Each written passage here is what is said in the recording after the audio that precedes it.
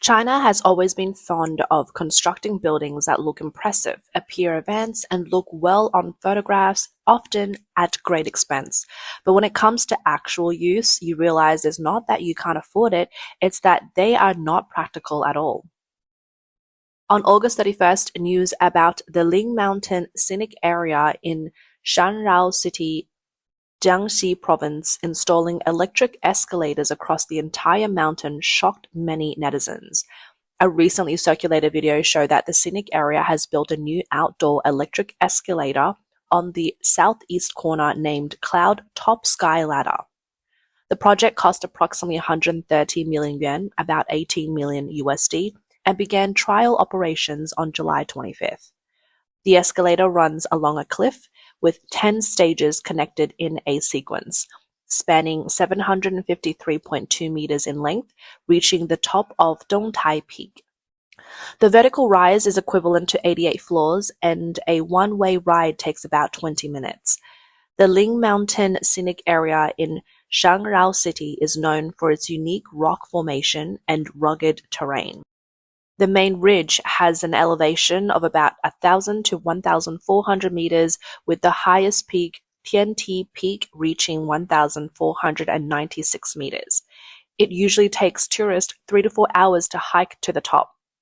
In fact, China is not lacking in such vanity projects, where large sums are spent but they fail to translate into practical use. Netizens once voted the most useless building in China to be the Ring of Life in Fushan City, Liaoning Province, standing at 170 meters tall and constructed using 3,500 tons of steel. It cost a total of 112 million yuan, about 16 million USD. Yet this building, which cost over 100 million yuan, serves no purpose other than being admired. The Hong Kong-Zhuhai-Macau Bridge is a massive cross-sea passage connecting the three cities, spanning 55 kilometers with a cost of 127 billion RMB, about 19.1 billion USD. It is one of the longest cross-sea bridges in the world and was once hailed as Chinese infrastructure miracle.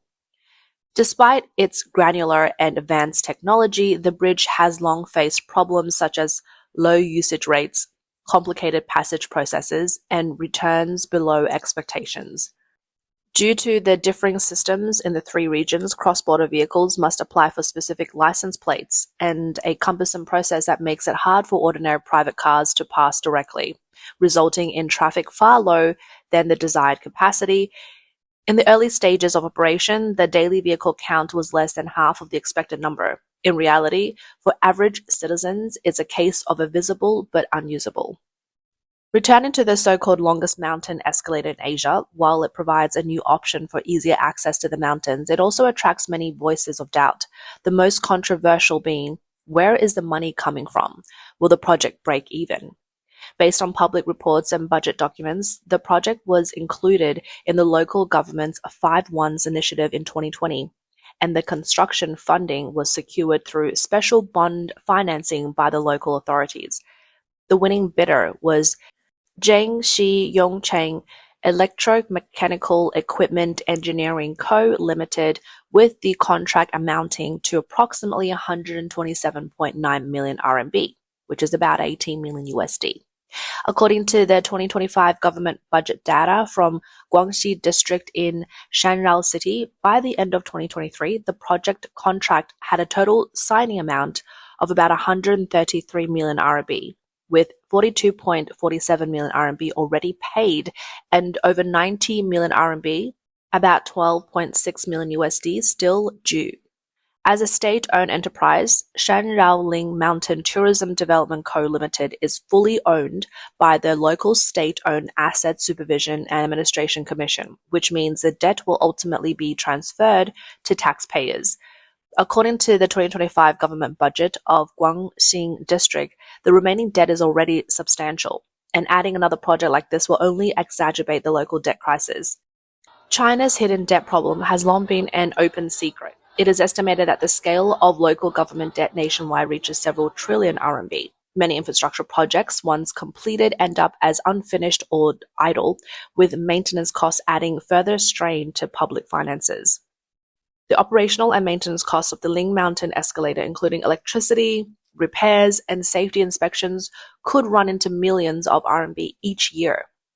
With a long recovery period, if the number of visitors falls short of expectations, it could become a heavy burden. Compared to China's current economic situation, weak consumption, high unemployment, and overwhelming local government debt, there are even reports of delays in paying salaries for publicly funded employees due to financial strain. Many local governments are now too cautious to launch new projects. Even essential services like road repairs, school building renovations, and streetlight installations must be carefully budgeted. Yet, in this context, someone actually approved the installation of an elevator on an entire mountain with a massive investment of 130 million yuan. It's truly hard to understand. Aside from environmental and economic concerns, corruption scandals are also unavoidable in the discussion of this case. One netizen bluntly said, "Based on my years of experience, it's usually because some leader enjoys the view from the top but doesn't want to climb the mountain." Another said, "Anyway, the installation costs are already pocketed, and if it gets torn down, they can make money again." These speculations are not without basis. Investigations show that China's infrastructure sector has long been a hot spot for corruption. According to data from the Central Commission for Discipline Inspection, in recent years, several local officials have been taken down for corrupt practices involving infrastructure projects. Although the bidding process for the Ling Mountain escalator was publicly advertised, questions remain. Is the 127.9 million yuan deal price reasonable? Is the flow of funds transparent? Under public pressure, the Scenic Area Management Committee evasive stance only deepens the suspicions. Chinese enterprise information query platform Tianyancha shows that Shanrao Ling Mountain Tourism Development Co. Limited was founded in 2002. As a state-owned enterprise, its decisions are often influenced by the authorities. Outsiders speculate that if personal preferences of any leaders were involved, this will be a classic case of a vanity project. Similar cases are widespread, with the most typical being the luxury public toilets that were publicly criticized by the Discipline Inspection Commission. In May, the Jilin Provincial Discipline Inspection Commission and Supervision Commission publicly reported that Li Deming, the then party secretary of Tongyu County, and later the director of the Provincial Department of Agriculture and Rural Affairs, had adjusted the construction standards of a public restroom project in the city to pursue political achievements. He expanded the construction area and carried out luxury renovations, causing the cost to double compared to the original budget. According to public reports in 2020, the project spent 11.92 million yuan to build 10 flushing toilets equipped with central air conditioning, Wi-Fi, and sound systems. This approach was classified as wasteful vanity project, and Li has since been investigated and entered judicial procedures by the discipline inspection and supervisory authorities. Another example is the Yunnan Provincial Audit Office conducting a special investigation into the rural toilet revolution funding from 2019 to 2022. The investigation revealed such issues as inflated completion figures, falsely reported qualified numbers, unfulfilled compensation, and exaggerated maintenance expenditures. The audit reviewed 1.45 billion yuan, about 203 million USD, in funding and investigated 7,061 households across multiple cities and counties. In light of this, some commentators analyze that Ling Mountain escalator project might be hiding similar interests and benefits being funneled through it. Such phenomena reflect the weak oversight of power in China, where infrastructure projects become tools for some officials to amass wealth, ultimately harming the public and taxpayers. Additionally, some geologists have pointed out that the construction of the escalator could destroy the natural landscape. Ling Mountain is famous for its unique rock formation, and the building of the escalator inevitably involved cutting through the mountain and laying steel structures, which will undoubtedly disrupt the natural ecology. Imagine ancient cliffs being sliced by steel, vegetation cleared away, and wildlife habitats disturbed. Not only does this change the original landscape, but it may also trigger soil erosion and water loss. Netizen question, is this for the convenience of tourists or has it destroyed the mountain? In fact, similar projects are not uncommon in China, with environmental impact becoming a widespread issue. For example, the electric escalator at the Shenzhenju Scenic Area in Zhejiang Province cost hundreds of millions of yuan. While it attracted tourists after its completion, it was criticized by environmental groups for damaging the mountain. Similarly, the Tianyu Mountain escalator project in Hangzhou City has been accused of exacerbating soil erosion and affecting the local ecological balance. The escalator at the Niushou Mountain Scenic Area in Nanjing City sparked public protests due to the large number of trees felled during this construction. These cases show that infrastructure projects in China's scenic areas often prioritize economic benefits over environmental sustainability. According to environmental reports, China's infrastructure projects have led to the loss of tens of thousands of hectares of forest, with significant damage to biodiversity. Against the backdrop of global climate change, the conquering nature mentality seems particularly outdated. Ironically, while the Chinese Communist Party promotes the slogan "Green mountains are as valuable as gold and silver mountains," it continues to implement such still invasion in practice. Netizens humorously remarked, "Next, they'll build a fence around the sea, and it seems the Great Wall should be tiled. Given the significant environmental damage, why must this escalator be built?" On the surface, it seems like an innovative move by the local authorities to enhance tourism appeal. But the pandemic, China's tourism industry has slowly recovered, and many scenic areas are eager to find new attractions to draw visitors. The Ling Mountain Scenic Area, a national-level scenic area, was originally known for its pristine natural beauty. However, the traditional hiking model in the fast-paced modern world has indeed deterred some tourists. Thus, installing the electric escalator became the solution. It not only shortens the time to reach the top, but also adds a sense of technology to the scenic area. It may even become a social media hotspot, boosting ticket sales and surrounding consumption. Supporters argue that this allows more people to enjoy the beauty of nature, especially those who may have physical limitations, such as the elderly, the disabled, or families with children. From this perspective, it seems like user-friendly design, reflecting the people-centered philosophy. However, upon closer inspection, the logic behind this convenience is ironically flawed. Hiking is supposed to be about challenging oneself and connecting with nature, but now it's replaced by a mechanical escalator, which is as absurd as taking the elevator to a gym. Netizens remarked, "Now the meaning of hiking has been stolen by the elevator." Moreover, the escalator's operating costs are high. It can transport 3,600 people per hour in one direction, but what about actual usage rates? Some netizens raise concerns. Is this elevator waterproof? What happens if it rains? And will the elevator rust in the rain? Take the Enshi Grand Canyon in Hubei province as an example. Qingxingzai, its main area, has an uphill cable car that can quickly take visitors from the foot of the mountain to higher altitudes. For the descent, visitors can choose walking paths, escalators, or take the cable car again. Yet, it's important to note that as an outdoor mountain transportation facility, the operation of both cable cars and escalator is highly dependent on weather conditions. During the raining seasons, their availability is often determined by safety protocols and weather warnings.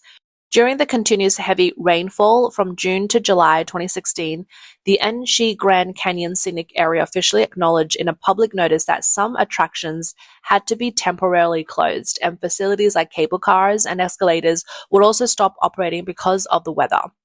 Due to delays in communication and the closure of some attractions, certain visitors were affected, and the scenic area issued a statement of explanation and apology. This means that once a period of heavy rainfall begins, outdoor facilities like escalators must either reduce speed and limit the number of visitors or stop operating altogether. In the short term, ticket refunds, changes, and operational shutdown losses are unavoidable. Based on the scenic area suspension, apology, minimizing impact approach, the financial impact analysis suggests that peak season could still bring losses. It can be said that such outdoor automatic escalators for hiking are not fully waterproof devices, but have been reinforced for weather-resistant scenarios. Light rain and short bursts of rain can typically be managed at low speed and under staff supervision. However, when heavy rain, flooding, mudslides, thunderstorms, or strong winds occur, according to the operational and maintenance plan, the escalator will be immediately suspended. barriers will be set up, and it will only resume operations once drainage, cleaning, and re-inspection of electrical insulation and braking systems meet safety standards. These operational details seem to have been insufficiently considered, raising doubts that this was a hastily launched vanity project aimed at political achievements. Viewed from a broader perspective, this incident is a microcosm of China's infrastructure mania model. Since the reform and opening up, China has been dubbed the infrastructure mania of the world, and this is no exaggeration. From high-speed rail to cross-sea bridges, from ultra-high voltage power grids to desert highways, from the world's highest bridge to the deep mountains to underground tunnels in the extremely cold western regions, nearly every area of the map can be paved with cement, strung with cables, connected by trains, and even had airports built. The Qixi Bridge, a cable-stayed bridge that connects the Xiamen-Chengdu Expressway and spans a deep valley, has a main span of 380 meters and a total length of 2,270 meters. Its structural parameters are comparable to France's Millau Bridge. The Qixi Bridge was completed and opened in 2016, with the entire project costing approximately $300 million USD. However, the New York Times pointed out that the project exceeded the budget by about 50%, yet its return remained unclear. Questions have been raised about whether its design scale matches the actual traffic demand and whether there is a tendency towards technology-driven demand lacking in the entire bridge building process. Some media question its cost effectiveness by asking, "A bridge too far?" Let's also talk about the ghost stations within cities. In 2024, according to statistics from China Business, at least 26 high-speed rail stations across China have been left idle or closed for extended periods after their construction. These stations, which require significant investment, are rarely used, making them typical cases of high investment, low efficiency. One of the most representative examples is the Haitou high-speed rail station in Danzhou City, Henan Province. The station has already invested over 40 million yuan, about 5.6 million USD, and was built simultaneously when the Hainan Western Ring high-speed rail opened in 2015, yet it remained unused for years. The railway department stated that Haitou station had fewer than 100 passengers a day, and its sparse traffic flow meant that operating the station would lead to long-term losses. It wasn't until December 2023, under ongoing public scrutiny and policy pressure, that the station finally opened to the public. These hollow stations, from site selection and design to track layering and station construction, were completed all at once. However, they reflect the local authorities' overestimation of transportation demand during the planning stage and the severe lag in surrounding infrastructure. As a result, these stations have remained essentially ornamental for years, earning the public's nickname of visible, unusable modern ruins. According to a report by The Times in 2024, a station on the Yizhuang line in Beijing, which has been completed for over 10 years since 2010, has remained closed the entire time. The station is fully equipped, yet it stands empty. These model stations, once exaggerated and packaged as political achievements, have now become abandoned, useless places, reflecting how local finances behind the flashy investment enthusiasm have gradually fallen into the cooling reality and the struggle to recover costs. China experts analyze that the frenzy behind this phenomena is driven by the long-standing GDP completion within the cadre assessment system, where promotions are incentivized by economic growth. In simple terms, those who increase GDP faster have more opportunities for promotion. The cadre evaluation system is like a ranking competition where the most eye-catching score is the economic growth rate. In order to get good scores during their tenure, everyone rushes to invest, often overdoing it and building in places that shouldn't be developed, leading to mismatches like road with no people walking on them or gardens with no one using them. This may also result in the manipulation of data for better-looking statistics. Building the project doesn't mean it's over. There is still long-term maintenance and debt repayment pressure. When the economy weakens, balancing the books becomes even more difficult.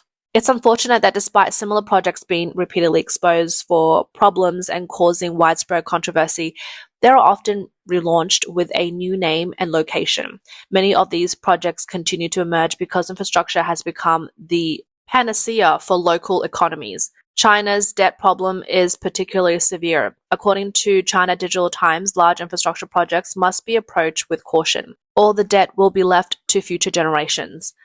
The trial operation of the Ling Mountain escalator was paused just a week after its launch due to controversy, which may be a turning point. However, unless the assessment mechanism is reformed at its core, such mania will continue to wreak havoc.